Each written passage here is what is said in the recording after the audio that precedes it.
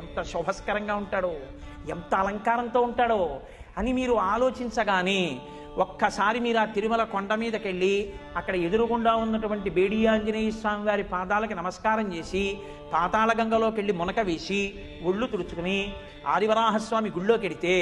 ఇలా ఉన్నటువంటి ఆదివరాహస్వామి గుండెల మీద ఇలా ఉన్నటువంటి మహాలక్ష్మీ అమ్మవారు దర్శనమిస్తే ఆదివరాహస్వామికి నమస్కారం చేసి ఆయన దేవాలయం అంతరాలయం చుట్టూ ప్రదక్షిణం చేసి బయటికి వచ్చి ఆనంద నిలయం ఆ వెంకటేశ్వర స్వామి వారి దేవాలయం ముంగిటికి వెళ్ళేసరికి అక్కడ వేసినటువంటి తివాచి, ఆ ఎదురుగుండా గడప దగ్గర ఉన్న గొట్టం, దానికి ఉన్న కన్నాలు, అందులోంచి నీళ్లు, ఆ నీళ్లు మీ పాదాల్ని తమంత తాము కడిగేస్తే వంగి ఎర్రతివాచి కప్పిన గడప ముట్టుకుని అటూ ఇటూ కట్టిన అరటి చెట్లు, శంఖనిధి, పద్మనిధి, మీరు ఆ గడప దాటి ఇలా లోపలికి వెళ్ళి కుడి చేతి వైపు తలెత్తి చూస్తే కింద బొడిపితో ఒక పెద్ద గుణపం వేళ్లాడుతుంటే, ఓ ఇది పెట్టే కదా ఆనాడు అనంతాచార్యుల వారు వెంకటేశ్వర స్వామి వారిని కొట్టారు. అది గడ్డం మీద తగిలితే ఇప్పటికీ చందనం బొట్టు పెట్టుకుని, ఏమిటి వెంకటేశ్వర స్వామి వారు ఇక్కడ బొట్టు పెట్టుకుంటారని స్మరించినప్పుడల్లా అనంతాచార్యుల వారి పేరు తలుచుకుంటే వెంకటరమణుడు పొంగిపోతాడు కదా అని మీరు ఇలా ఓసారి ఆ గుణపాన్ని చూసి అటు ఇటు ఉన్న 2 అరుగుల్లాంటివి చూసి ఒక్కడుగు ముందుకేసి ఇలా ఎడం పక్కకి తల తిప్పితే వెంకటపతి రాయలు అచ్యుతరాయల వారు, ఆ అచ్యుతరాయల వారి పక్కన వరదరాజ అమ్మణ్ణి చూసి ఇలా కుడి పక్కకి తెల తిప్పి చూస్తే శ్రీకృష్ణదేవరాయల వారు, తిరుమలదేవి, చిన్నాదేవి, ఇత్తడిది బుట్ట పెట్టినట్టుగా ఉన్నటువంటి కిరీటం టోపీ, తను బతికుండగానే వెంకటరమణుడి ముందు తన విగ్రహాలు పెట్టుకున్న కృష్ణదేవరాయల వారు, అది దాటి కొంచెం 2 అడుగులు ముందుకేసి ఇలా తలెత్తి చూస్తే ఎదురుగుండా పెద్ద రంగనాయకుల మంటపం, అక్కడే తులాభారం, ఓ పసిపిల్లని ఒక వేపు తక్కెట్లో పడుకోపెట్టి ఇంకో వేపు చిల్లర నాణాలు, పటికీ బెల్లం పెట్టి తులాభారం వేస్తుంటే, ఓ మహానుభావుడు ఎవరికి బిడ్డలనిచ్చాడో, నమ్ముకున్న వాళ్ళకి పుట్టుగొడ్రాళ్లకు బిడ్డలిచే గోవిందుడే వేడుకొందామా అని అందుకు కదా అన్నమయ్య అన్నారనుకుని ఇలా చూస్తే రంగనాయకుల మంటపం పైన ఇత్తడిది పెద్ద బోర్డు కనబడితే, ఒకప్పుడు మాలిక్ కాఫూర్ దక్షిణ భారతదేశం మీద దండయాత్ర చేసినప్పుడు శ్రీరంగ క్షేత్రం మీదకి వస్తే అక్కడ ఉన్న ఉత్సవమూర్తుల్ని తెచ్చి ఈ మంటపంలో చాలా కాలం నుంచి ఆరాధన చేసిన కారణం చేత దీనికి రంగనాయకుల మంటపం అని పేరు వచ్చింది అన్న బోర్డు చదివి కొంచెం ముందుకెళ్ళి ఇలా చూస్తే తిరుమలరాయ మంటపం, అందులో ఉన్నటువంటి చిన్న గుడి లాంటి స్వరూపం, మళ్ళీ కొంచెం వెనక్కి వచ్చి ఆ త్రాసు పక్క నుంచి అలా నడిచి వెడుతుంటే చతురస్రాకారంగా ఉన్నటువంటి ఆ బిళ్ళలలా ఉన్నటువంటి అమరిక, పూర్వం ఆ లోపల వాహనాలు ఉండేవి. ఆ రంగనాయకుల మంటపంలోకి చూస్తూ కుడి పక్కకి తిరిగి అక్కడ కూర్చుని డప్పు కొడుతున్న ఒక వ్యక్తిని చూసి ఇలా తల తిప్పి అక్కడ ఉన్నటువంటి రాజా టోడరమల్, పితాబి, మోహనాంగి ముగ్గురిని చూసి ఎడంచేతి వైపు కళ్యాణ మంటపం, ఆ పెద్ద అరుగు, 2 సింహాసనాలు, కళ్యాణానికి ఉపయోగించేవి, గోడలకి పెట్టబడిన పెద్ద పెద్ద పెడస్టల్ ఫ్యాన్స్, ఇలా కొంచెం ముందుకి నడుస్తుంటే ఆ ఇత్తడి కవాటాలతో కూడుకున్న తడికలు, తెలియక పిల్లలు వాటిని ఇలా గిరికీలు తిప్పుతూ ఇలా తిప్పుతుంటే వస్తున్న చప్పుడు, జాగ్రత్తగా నడవకపోతే కొంచెం ఇరుగ్గా ఉండి ఎడంచేతి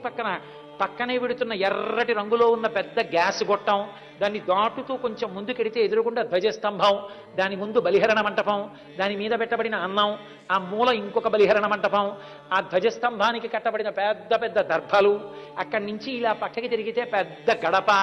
ఆ గడప దాటబోతుంటే ఎడంచేతి పక్కన ఉన్నటువంటి గోడలో ఈ మధ్యనే బయట పెడితే అద్దాల పేటిక లోపల ఉన్నటువంటి హాతీరాం బావాజీ పాచికలాడుతున్న దృశ్యం, ఇలా తలపైకెత్తి చూస్తే ఆ పైన 2 పైకప్పులు విడిపోయి ఆనందనిలయ విమానానికి సంబంధించినటువంటి ఆ పైకి వచ్చినటువంటి కట్టడం. మహానుభావుడు రంగనాయక స్వామి ఇలా పడుకుని బంగారు మూర్తి గాజుపేటికలో కనపడితే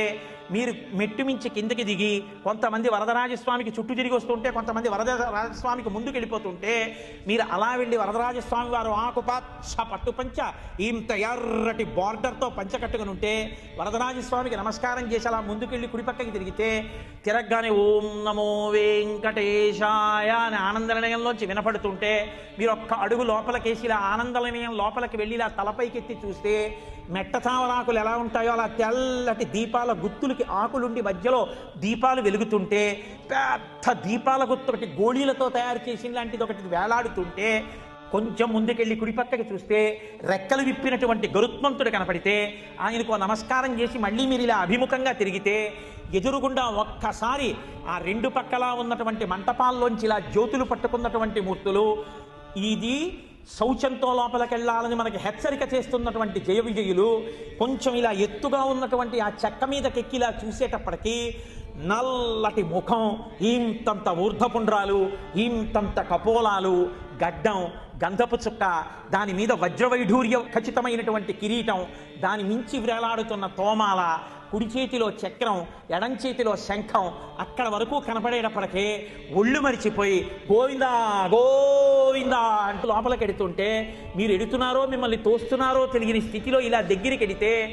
ఆ తోమాల ఇలా వేలాడి ఇలా పక్కలకి వేలాడుతుంటే స్వామివారి వక్షస్థలంలో ఉభయనాంచారులు, వాళ్ళకి చుట్టబడినటువంటి పూలదండలు, మహానుభావుడు మెడలో వేసినటువంటి పెద్ద పెద్ద సాలగ్రామాల మాలలు, ఆ కడుపు, కొద్దిగా ఇలా వంగినటువంటి నడుము, దానికి పెట్టుకున్నటువంటి బ్రహ్మాండమైన వడ్డానం, దానికి ఉన్నటువంటి దశావతారాలు, అడ్డంగా పెట్టుకున్నటువంటి నందక ఖడ్గం, బలిష్టమైనటువంటి తొడలు, పాదములకు పెట్టుకున్నటువంటి మంజీరములు, అసలు లోకంలో ఎక్కడా లేని రీతిలో మోకాళ్ళకి పాదాలకి మధ్యలో ఇలా ఏటవాలుగా కట్టెవంకి పెట్టుకున్నట్టుగా పెట్టుకోబడినటువంటి మంజీరములు, ఇంతంతలా అవున బంగారంతో చేయబడి గుత్తులతో ఆ చేయబడిన గజ్జెలతో ఉన్నటువంటి ఆ అందెలు, ఆ అందెలతో ఉన్న స్వామి వెలిగిపోతున్న కుడి చెయ్యి ఇలా చూపిస్తుంటే, ఆ మకర కుండలాలు ఆ చెవుల్ని ఇలా కప్పి ఉంటే ప్రకాశవంతంగా వెలిగిపోతుంటే, ఆ లలాట భాగం కనపడుతుంటే, ఆ చేతి వంక చూస్తే మణుల చేత పొదగబడిన ఆ చేతిని చూసి ఇందరికీ అభయమ్ములిచ్చు చేయి కందువకు మంచి బంగారు చేయి అని ఆ చేతి వంక చూసి, ఎవరు ఈ కలియుగంలో నా పాదాల్ని నమ్ముకుంటారో వాళ్ళకందరికీ కూడా ఆ సంసారం కటిదగ్నమగునటంచు అంటూ ఆ ఎడం చెయ్యి ఇలా నడుం మీద పెట్టుకుని పాదాల మీద పెట్టిన వెండి రేకులు, దాని మీద అర్చన చేయబడినటువంటి తులసి పత్రి ఒక్కసారి చూసి గడప దాటి లోపలికెళ్ళి ఆ వెండి రేకు తీసేసి పరమేశ్వరుడి పాదాలు గట్టిగా పట్టేసుకుని ఆయన పాదాల మీద పడిపోతే వెంకటేశ్వరుడు ఆసనంలో కూర్చుని, ఒరే ఇంత తాపత్రయమా, ఇదిగో నా పాదాలని తల మీద పెట్టుకొని ఇలా పైకెత్తితే ఆయన పాదాలు తల మీద పెట్టుకొని పరవశించిపోయి కింద నుంచి పైకి, పైనుంచి కిందకి ఆ తేజోమూర్తిని చూసి పరవశించిపోతే కంకణములు కణకణలాడుతుండగా ఆయన మీ చేతిలో ఒక ద్రాక్ష పండిస్తే ద్రాక్షపండు కళ్ళకద్దుకుని నోట్లోకి వేసుకుని అలా మత్తెక్కిపోయిన ఆయన అందాన్నంతటినీ మీరు ఆస్వాదించేసి